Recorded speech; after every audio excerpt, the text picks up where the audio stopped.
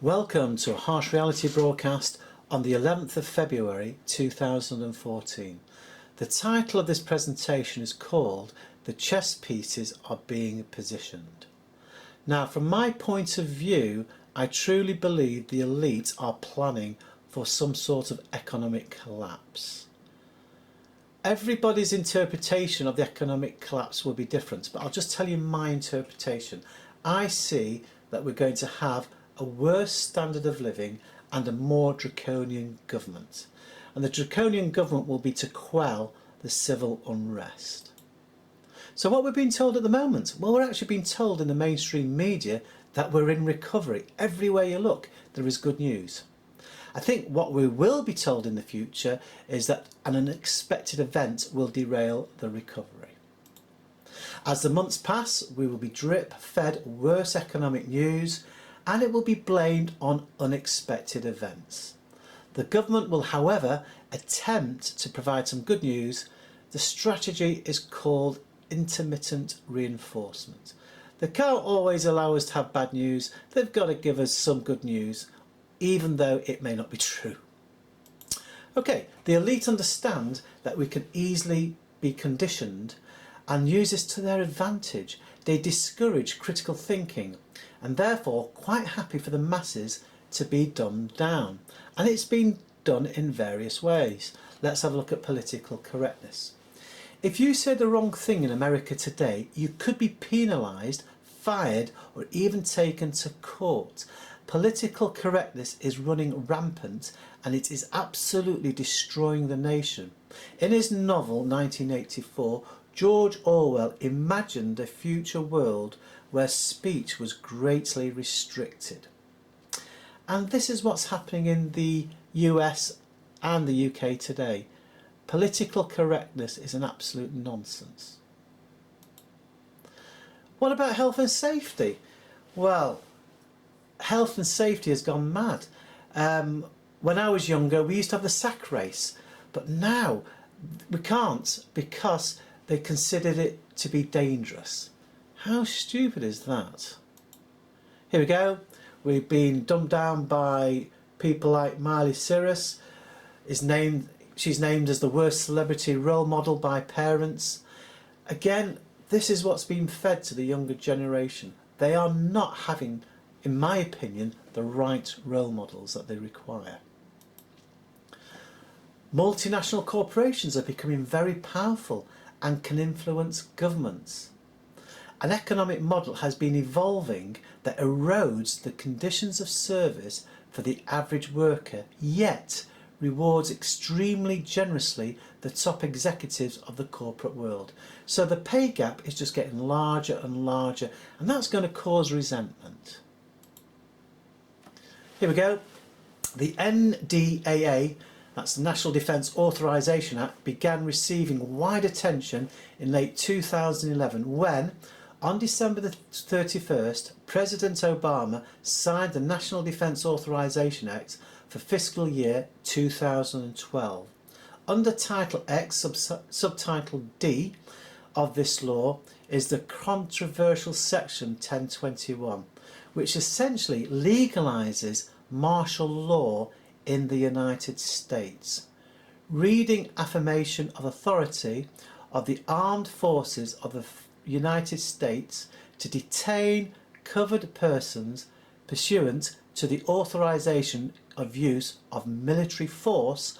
This provision allows the United States military to act as a police force and arrest or use force against any person, including American citizens, suspected of terrorism. Further, they may hold these persons without trial indefinitely. Quite scary. And there's been a battle. This is the latest now. This is the breaking news. I don't know if there's anybody seen it. Michigan nullifies NDAA's indefinite detention. Now, there's been a battle forwards and backwards about this indefinite detention. At the moment, hopefully, we're going to nullify this. But I suspect, again in the future, it's going to go back to where there will be indefinite detention. Here we go.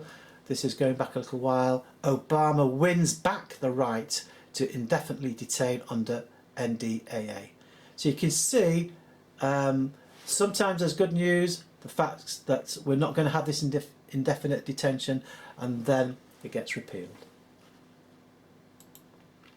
So where do I think we are? Well, anybody that follows my channel has seen Willie Coyote jumping off the cliff, suspended in midair, and that's where we are at the moment, and the fall will happen shortly.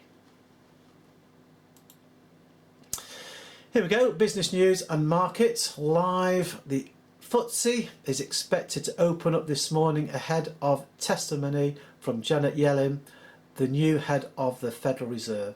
And I've just been looking at the stock market and it has risen. The news has been welcomed by the stock market. Okay, fact, there is too much debt from the ingenious ways to over leverage. I've gone over it before with credit cards, subprime lending, and the awful time bomb that is yet to explode, derivatives. Watch out for credit default swaps in the future.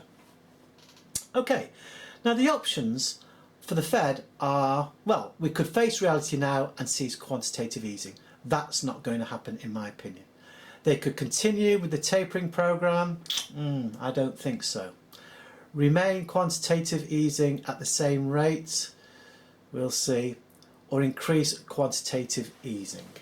So there's various options open to the Fed. My prediction, and this is only my prediction, Janet Yellen will not taper quantitative easing and will possibly increase quantitative easing in order to keep the stock market buoyant. It will be claimed that an event outside the control of government will be the reason why the economic recovery is not taking place. So I think what will happen is that Janet Yellen will see that the stock markets will continue to fall with this tapering and will reverse the tapering. That is my thoughts on the matter.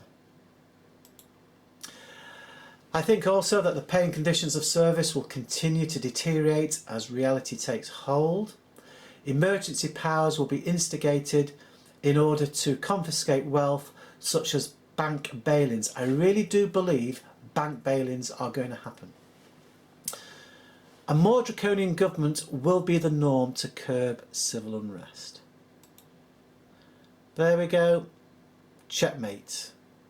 We are heading for tougher times. There is a paradigm shift. I don't like to be seen as an alarmist. I don't think I'm an alarmist. I just like to think I see things for what they really are.